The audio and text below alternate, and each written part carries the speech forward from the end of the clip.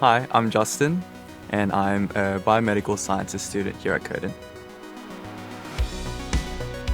What's most inspired me to study the course is the amount of emerging diseases coming up recently, and I feel like there's a lot of people close to me with some conditions that don't have a treatment yet, and I think to be able to work in that field to find something to help them, I think that will be very rewarding. When we first start the degree, we are placed in an interdisciplinary environment where we get to study with students from other courses and really find out about different areas of biomedical and health sciences. And then we can take this newfound knowledge into our second year where we choose our electives and tailor the degree to what we want to do.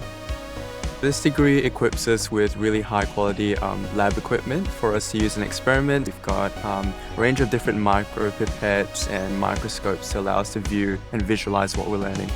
I'm inspired to make a difference by tackling the global health challenges that we have yet to overcome.